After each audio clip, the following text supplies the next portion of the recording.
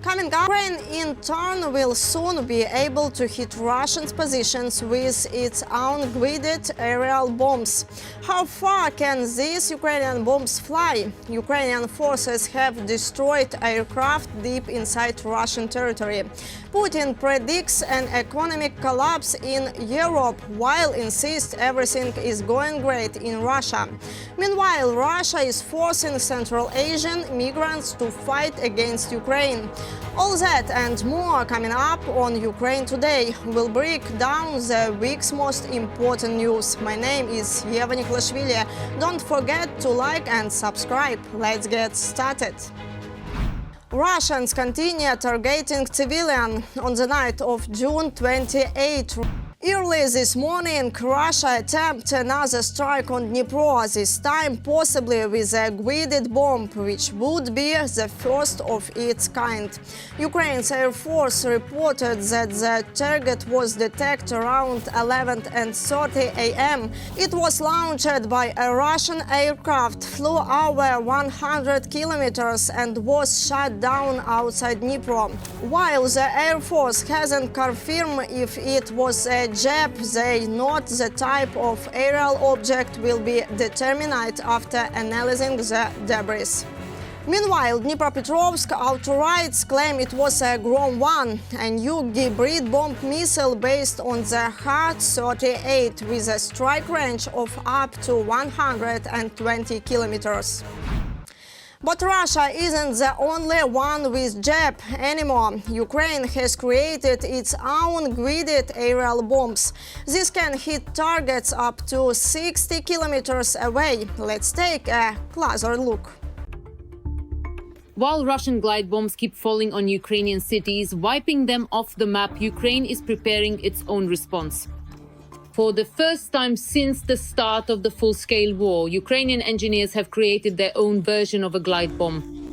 A bomb capable of flying dozens of kilometers and striking its target with precision.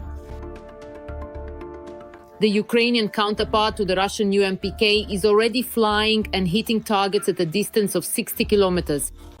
This is a new development by the Migrants Design Bureau. They took an ordinary high-explosive aerial bomb and turned it into a guided one with wings, navigation, and a precise guidance module. And all of this is made in Ukraine. The planning and control module for the 500-kilogram bomb is their own in-house development. The specially designed wings are easy to attach to the bomb. There are no issues with connecting it, it only takes a few minutes. Domestic enterprises have been involved in the manufacturing process. The navigation module is also domestically produced.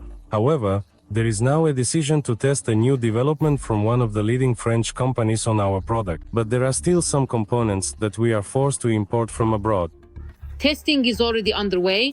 The bombs are dropped from frontline Su-24S in level flight. Their task is to reach targets dozens of kilometers away and hit them precisely. Currently, the range is 60 kilometers. The goal is to reach 80, and in the future, up to a full 100 kilometers when dropped from an altitude of 10 kilometers.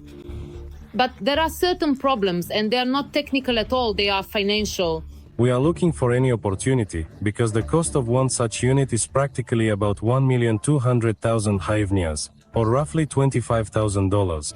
In fact, at this point, funding is almost the main limiting factor preventing the completion of work on this project in its current version before the start of mass production of the domestic Ukrainian glide bomb.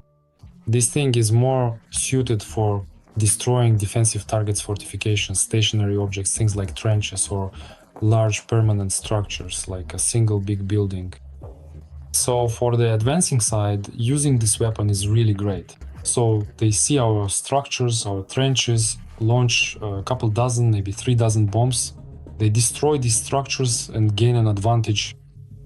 Russia advances in small groups, in small parties, and it's harder to attack them. So we can only attack stationary targets like headquarters or places where the Russian command is located. But again, at what distance from the front line? So first, you have to find it, then strike. So to say that it will radically change the situation, well, you can't, but well, it will definitely cause extra losses for the Russian army. But again, it needs to be done on a large scale. On a large scale, I don't know, this weapon should be produced by the hundreds daily. Meanwhile, there's hysteria in Russia. After the first footage of the Ukrainian UAV appeared, pro-Kremlin channels started to openly panic. The Ukrainians have started using their own guided aerial bombs. The first footage of such munitions being dropped has been published. For those who didn't get it, how bad it is that our technology with FABs. This will seriously complicate the situation at the front, just as we once complicated it. The war requires hundreds of such bombs every day. Western models like the JDAM ERASM Hammer and GBU-39B do not cover the entire need. That's why launching mass production of our own UAV is absolutely vital. Moreover, even at the testing stage, the Ukrainian bomb is already cheaper than its Western counterparts, which means it is faster and more accessible. Ukraine's military and security service destroyed two Su-34 bombers stationed at the Marinovka airfield in Russia, Volgograd region. Long-range drones were used in the strike and two more planes were damaged. The airfield's preparation zone was set ablaze. Even Russia sources confirmed the attack and were clearly not happy. No point commenting on Marinovka. Another multi-billion ruble loss that could have been prevented. Russians bombers out. It seems Russia is giving up on protecting its bombers and is now focusing on upgrading its nuclear triad. Putin talked about this during a meeting with Russian TOs. So, what is the world supposed to prepare for? Putin is at it again. Once again, he keeps repeating the scare stories that alliance countries tell their people. Justifying their plans, the alliance leadership once again insists on some kind of threat from Russia, on some possible invasion of Europe by us. They made up this frightening scare story themselves and in fact repeat it over and over again, year after year, in order to deceive their own people and squeeze money out of them. Of course, that's probably exactly why Putin is demanding more nuclear missiles. Special attention here will be given to our nuclear triad. For example, the strategic missile forces will be equipped with modern Yars missile systems. And the air component of the strategic nuclear forces will be reinforced this year with upgraded Tu-100 and 60M missile carriers. In addition, serial production of the newest medium-range missile system, Oreshnik, is being launched. But just so you don't think this is all for nothing, it's all supposedly for sovereignty and security. Yes, for the security of the Russian Federation, exactly. The only question is from whom exactly is unclear. The Kremlin is very well aware that if it weren't for nuclear weapons, a much wider range of weaponry and the various resources like sanctions, pressure from the US and Europe would have been used against the Russian Federation. No one would be treating Russia with kid gloves. That's why they're putting all their emphasis on nuclear weapons.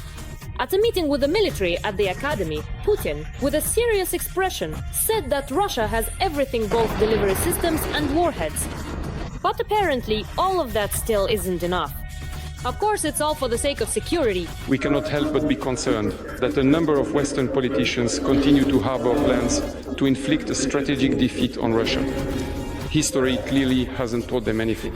But just how real is the threat to the Russian Federation without missiles? Well, there is absolutely no danger. Once again, no one wants to attack the Russian Federation. No one is planning to. It's vast, it's endless. Europe simply doesn't have enough people to, cross the entire Russian Federation, and then they'd have to develop it, invest money there. No one is going to do that. Absolutely no one. No one needs the natural resources of the Russian Federation. It would be easier to buy them from someone else than to invest money and resources there. Besides, no one knows what might happen there afterwards. So all these threats are exaggerated. Putin is once again playing the besieged fortress card. The whole world is the enemy, and apparently there's no way to manage without the nuclear club. The strategy is as old as Putin himself: intimidate, mobilize, and God forbid anyone should doubt the greatness of the state. Putin's logic is as follows. Once he had an aide, a sort of genius and evil genius, Vladislav Yurievich Surkov, who once came up with the following maxim: it's much easier to unite people against someone than for someone or something. That's exactly what the Russian Federation is doing. It's easier to rally people around Putin when there's an external threat. It's fabricated, it's not real, but it's being cultivated and people start to unite around Putin. That's exactly what all of this is for. It's also interesting where all of this took place in an academy that specifically trains officers for the nuclear forces. It's symbolic that it is there, of all places, that Putin delivers speeches about missiles and security. But the question arises, how much do all these loud words actually reflect the real state of the Russian army? Having more doesn't change anything. Whether it's 5,000 or 6,000, it doesn't make a difference. Most likely what the Russian Federation really needs is a delivery system. And that's where they really have problems. You have a nuclear bomb, it's sitting there, it's lying in storage, and there are 5,500 of them like that. But to send it at the enemy, you have nothing. How are you going to send it? You can't just load it onto a truck and drive it somewhere, I don't know, to Washington or New York. For that, you need some kind of super ultra modern missiles, Yars, Oreshnik, Angara, whatever.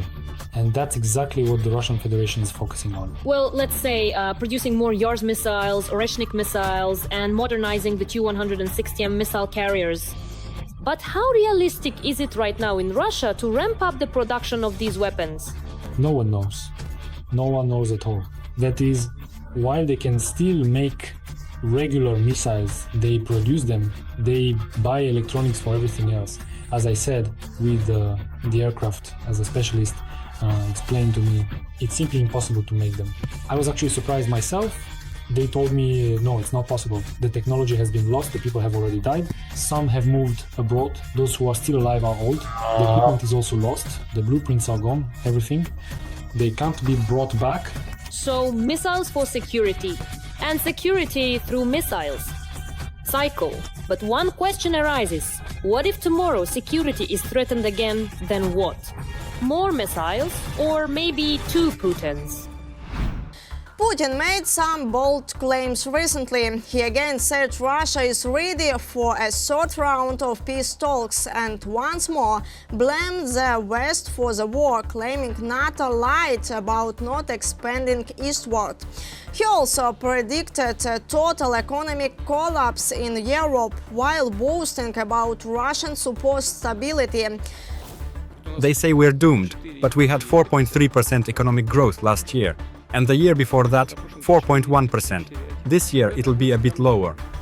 Surprisingly, Putin praised Donald Trump, calling him a brave man who survived multiple assassination attempts.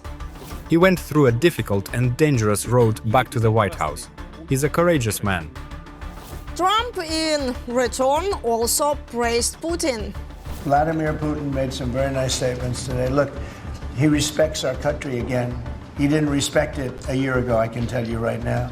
But Putin respects our country, and President Xi of China respects our country, and Kim Jong-un they respect our country again.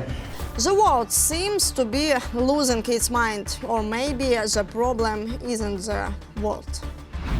Meanwhile, NATO countries bordering Russia are reportedly meaning their borders to protect against possible aggression.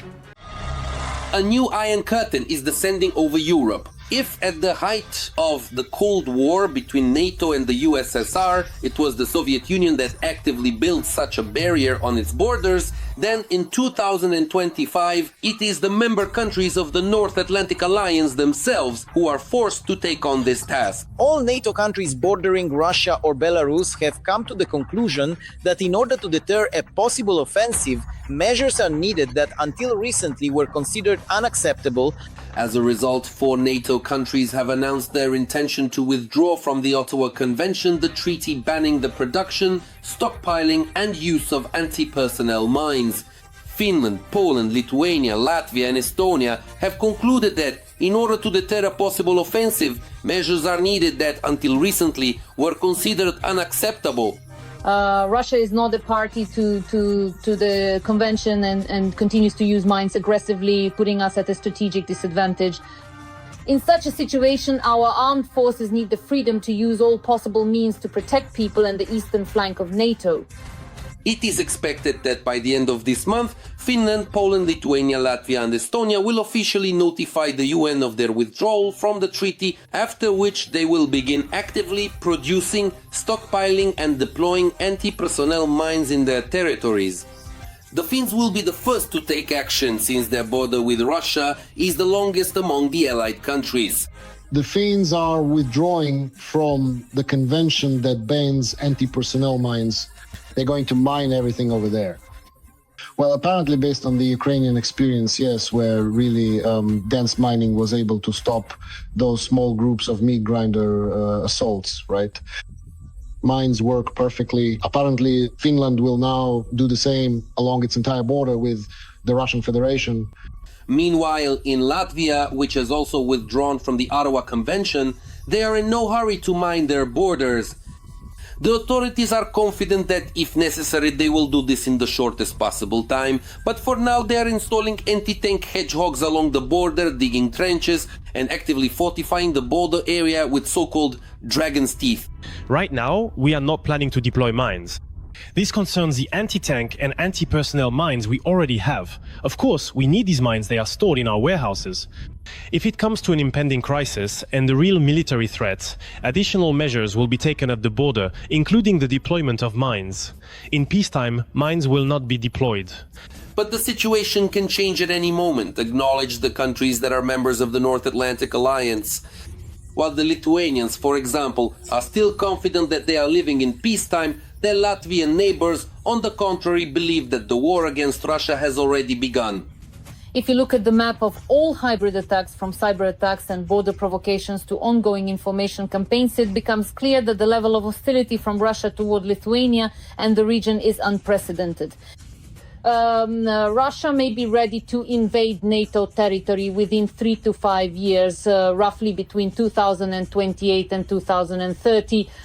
However, the dates given are very tentative. The Kremlin has long since stopped relying on either logic or common sense in its decisions. Russian troops along the border are actively re-equipping their military bases and moving more and more military equipment to the NATO borders. And this is happening even though they are critically short of those very same tanks on the front in Ukraine. If a Russian soldier's foot has ever set down somewhere, then Russia believes it has some rights to that territory. But now he's just openly gone too far. Yes, he's not even trying to hide it anymore. He doesn't talk about NES. They call him a legalist, right? About any kind of legal grounds. But really, everyone knows that according to their own rules, this is ours, be their logic. This is ours. Since there was a Russian presence there, it means it's ours. And it seems that only Ukraine can stop Putin in his ever-expanding territorial ambitions.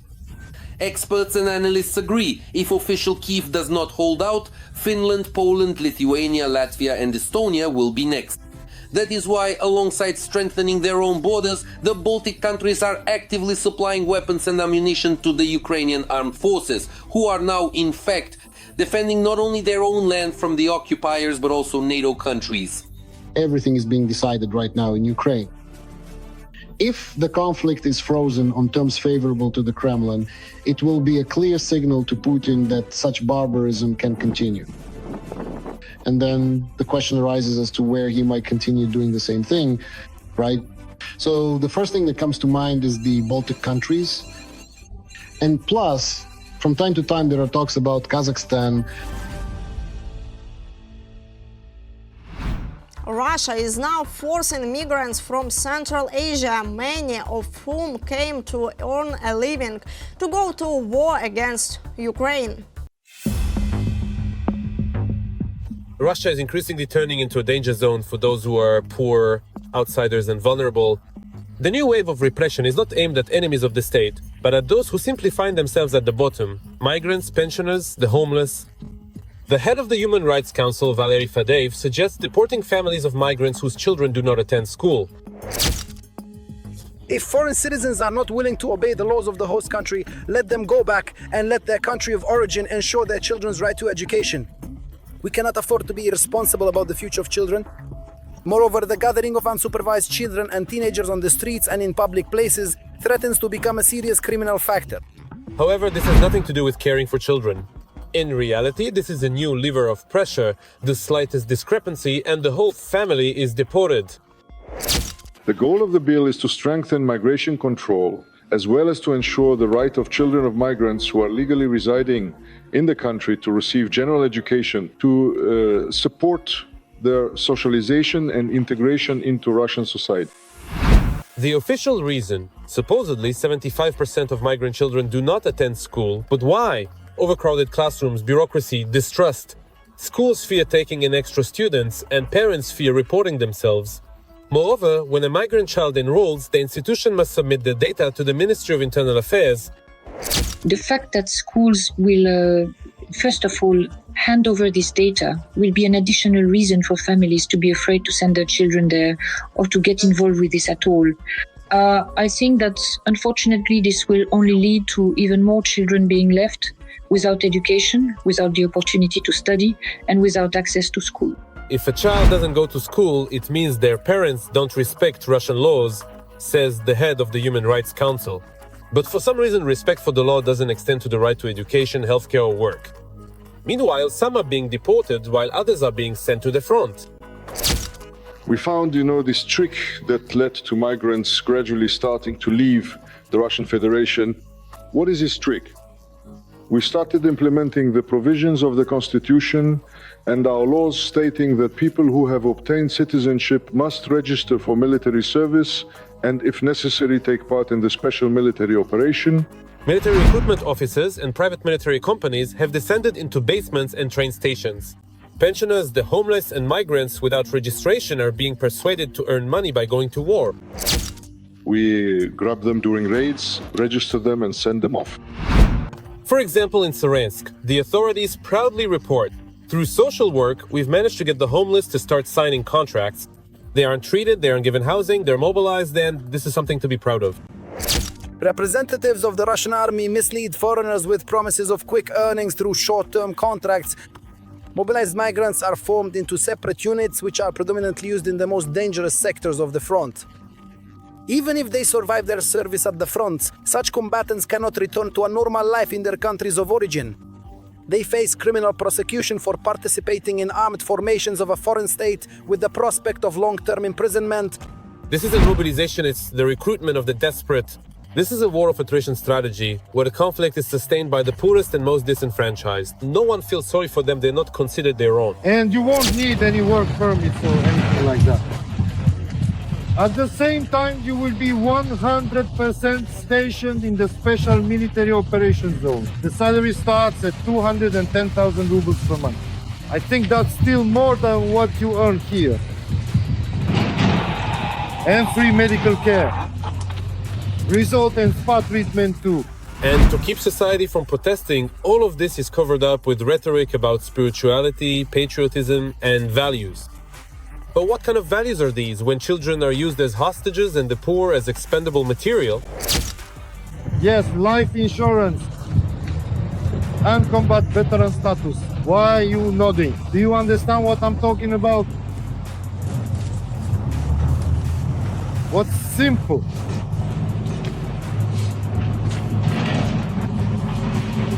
Money ones. Yeah, there you go. So, anyone hungry? Raise your hand. No, for whom? Anyone hungry? Well, then let's go home. All right, we're heading home. That's it. I'm turning it off. Russia today is a choice without a choice. Either serve or die or leave. The silent majority pretends not to notice, but silence is also a form of participation. That's all for today. Thank you for being with us. We read your comments and feel your support. Strength to Ukraine defenders, glory to Ukraine. Don't forget to like, subscribe, and we'll see you next time. Every voice matters. Join our community, support independent journalism, and help us bring you the truth from Ukraine. Become a member of Ukraine today. Join us now.